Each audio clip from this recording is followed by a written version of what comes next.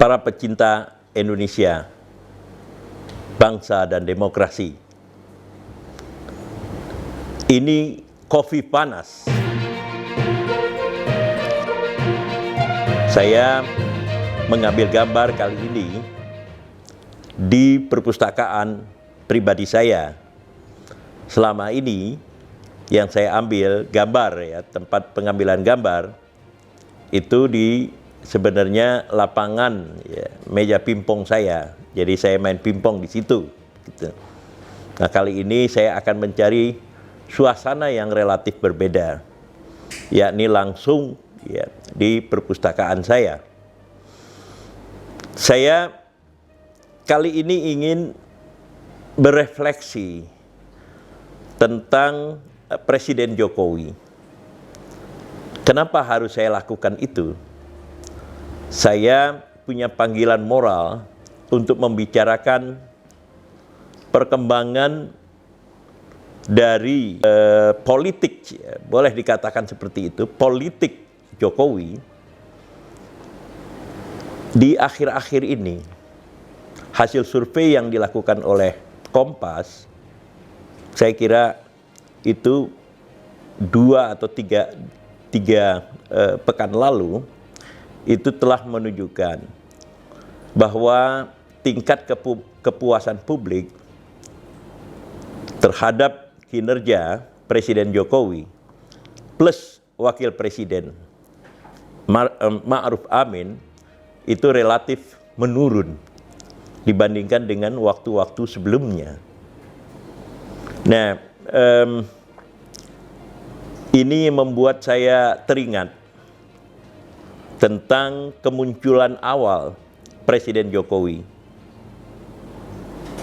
Bahkan sebelum ia menjadi presiden, seperti yang banyak terlihat, ya, di dalam beberapa tulisan saya sudah menyinggung dan bahkan sebenarnya memberikan konseptualisasi dari kemunculan Presiden Jokowi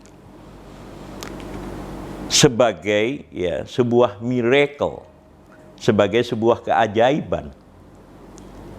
Kenapa keajaiban? Karena Presiden Jokowi saya sebut sebagai post-elite leader. Sebelumnya, sepanjang sejarah kemerdekaan Indonesia, selalu saja pemimpin puncak bangsa itu berasal dari kalangan elit.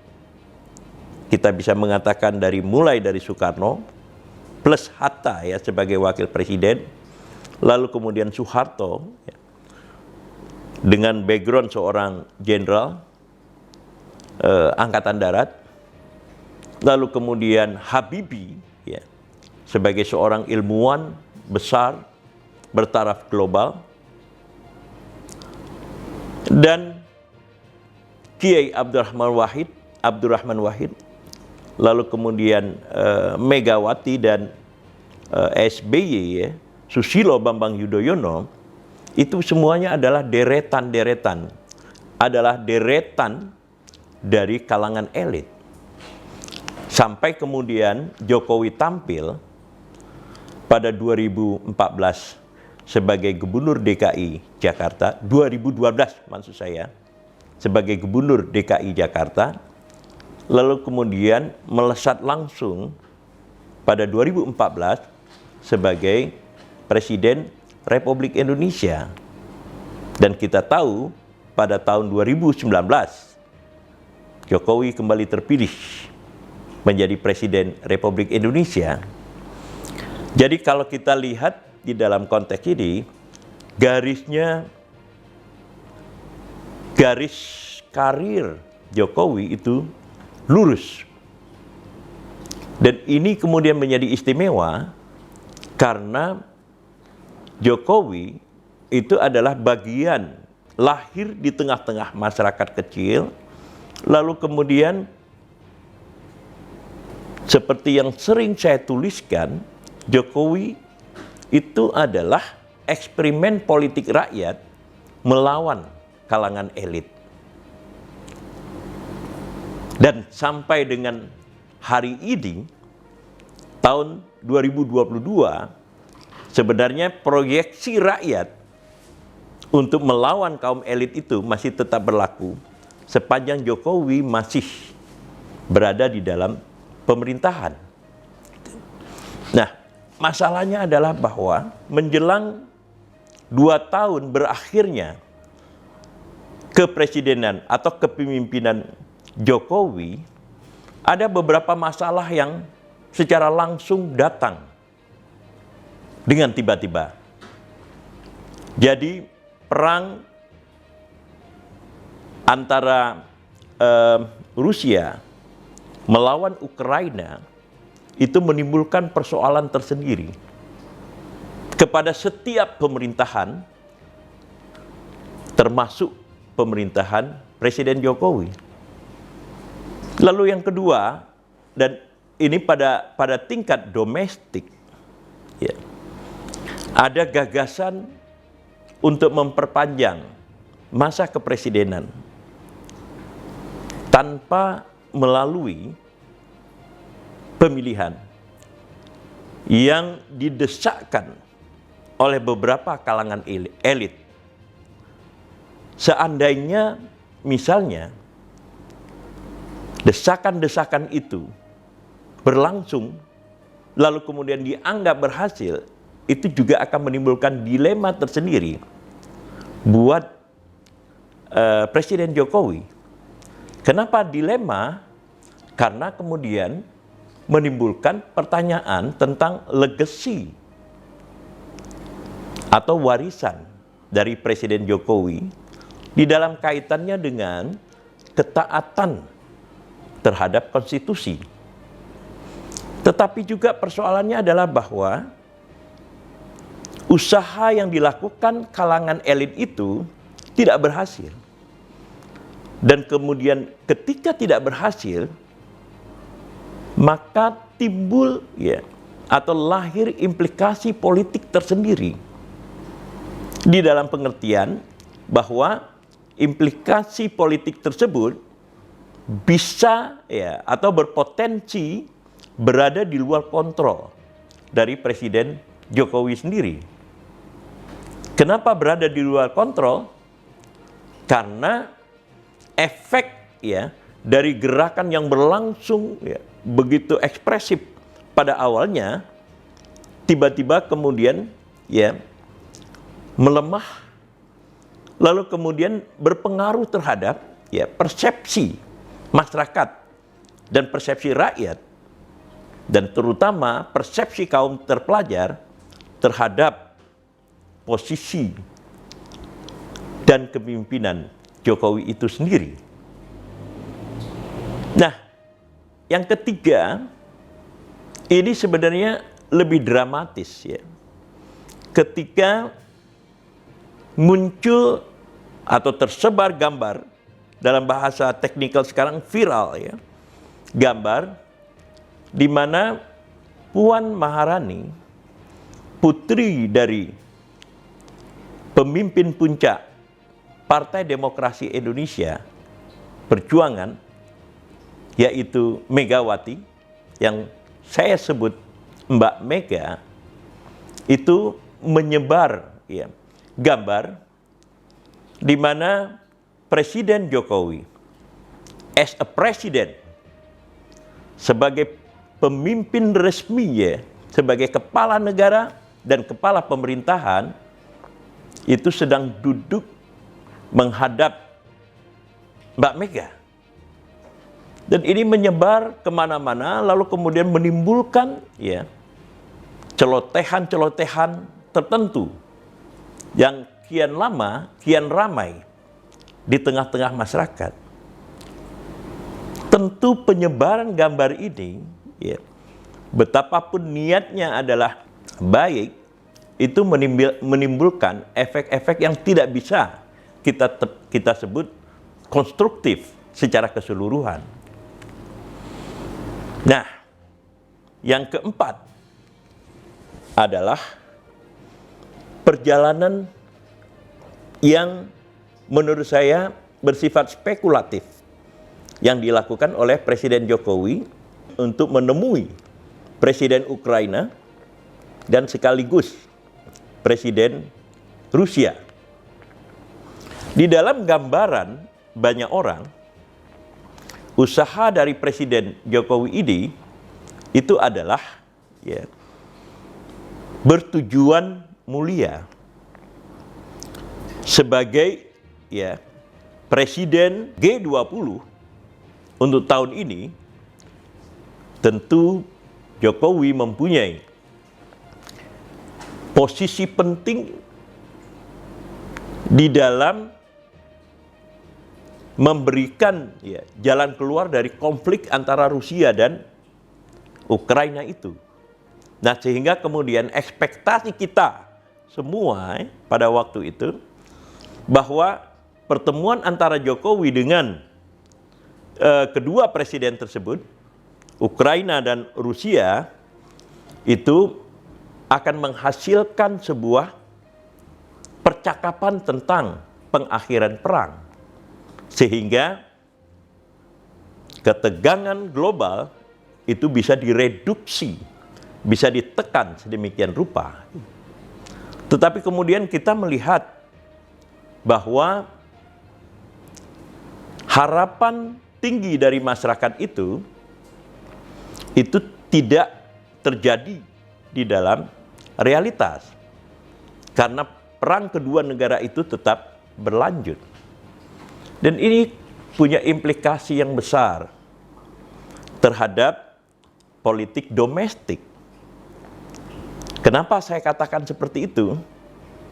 Karena bagaimanapun juga gesah atau kewibawaan Jokowi sebagai presiden tidak lagi bisa kita lihat seperti pada masa-masa sebelumnya. Dan di dalam konteks inilah kemudian timbul rasa prihatin dari rakyat. Salah satunya misalnya yang saya dengar itu dari Benyamin atau Abun yang merupakan reparator jam, jadi melakukan servis jam di sebuah tempat di Cibubur. Abun merasa prihatin dengan situasi yang berlangsung sekarang ini. Nah, inilah yang kemudian sebagai rakyat Abun punya hak untuk menyampaikan keprihatinannya. Inilah kemudian yang mendorong saya untuk membicarakan tentang posisi Presiden Jokowi sekarang ini. Nah, apa yang bisa saya usulkan di dalam konteks ini? Yang pertama adalah bahwa Presiden Jokowi itu perlu mengevaluasi secara lebih kritis cara-cara istana, jadi aparat atau pembantu dari presiden membuat komunikasi di tengah-tengah masyarakat. Karena ini komunikasi yang dilakukan oleh istana, jadi oleh para pembantu presiden, itu bukanlah satu-satunya yang langsung bisa diterima oleh masyarakat. Tentu komunikasi itu sampai kepada masyarakat, tetapi tingkat penerimaannya itu belum tentu cukup baik. Karena apa? Karena ada counter komunikasi yang berlangsung juga di tengah-tengah masyarakat. Di dalam sebuah sistem demokrasi yang begitu tersebarnya kekuasaan, tersebarnya otoritas-otoritas, maka komunikasi yang bersifat tunggal itu susah untuk dilaksanakan dewasa ini. Nah, karena itu yang sangat perlu dilakukan oleh Presiden Jokowi adalah membangun komunikasi yang bukan saja efisien, tetapi berwibawa. Di dalam konteks ini, maka Jokowi sebenarnya memerlukan seorang juru bicara. Juru bicara, ya, atau jubir di dalam konteks ini bukanlah, ya, seseorang yang hanya menyampaikan apa yang dilakukan oleh presiden, apa yang dipesankan oleh presiden kepada masyarakat, melainkan seorang juru bicara yang punya otoritas, yang punya kredibilitas di tengah-tengah masyarakat. Sebagai konsekuensinya, seorang juru bicara ini, dia tentu bertindak sebagai seorang pembantu presiden, tetapi sekaligus juga bertindak sebagai penasehat presiden. Penasehat yang berwibawa. Apa artinya itu?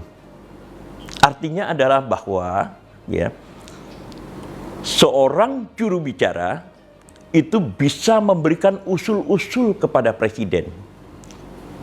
Bahkan kalau mungkin mendebat, ya, presiden. Debat di dalam pengertian konstruktif, gitu. Nah, sehingga kemudian pesan yang disampaikan oleh juru bicara dengan kualitas yang semacam ini itu akan berlangsung, ya, lebih baik di dalam proses komunikasi dengan massa, di dalam proses komunikasi dengan rakyat, dan di atas segala-galanya di dalam proses komunikasi dengan, ya, peer group, yakni kelompok-kelompok yang educated, yang terdidik, kelompok-kelompok yang punya otoritas tersendiri, yang otonom, dan kelompok-kelompok yang mampu menciptakan sendiri pesan-pesan yang berpengaruh pada tingkat nasional. Nah, disinilah, ya, menurut saya sudah saatnya Jokowi bertindak sedikit radikal, yakni dengan menunjuk seorang juru bicara kepresidenan yang fungsinya sekaligus sebagai penasehat presiden, dan kemudian juga bisa, ya, diperkenankan untuk melakukan, ya, perdebatan dengan presiden tentang hal-hal yang dilakukan oleh presiden, tentang kebijakan-kebijakan yang dilakukan oleh presiden sebelum disampaikan kepada masyarakat. Nah, menurut saya ini adalah salah satu jalan, ya, untuk kemudian memperbaiki, ya, proses relatif menurunnya tingkat kepuasan publik seperti hasil-hasil survei yang dilakukan baru-baru ini, termasuk hasil survei yang dilakukan oleh Kompas. Kalau Kompas, ya, dan beberapa lembaga survei lainnya telah melakukan surveinya, maka itu artinya survei yang berwibawa, karena kita tahu, ya, Kompas adalah sebuah surat kabar yang tidak dimiliki oleh partai politik, tidak dimiliki oleh kelompok-kelompok vested interest. Inilah, ya, satu usul yang saya sampaikan kepada Presiden Jokowi. Ini saya lakukan karena dari awal saya adalah pendukung Jokowi, bahkan sejak Jokowi menjadi Gubernur DKI Jakarta. Dan di atas segala-galanya, seperti semboyan kopi mengatakan, karena kita mencintai Indonesia, mencintai bangsa, dan mencintai demokrasi.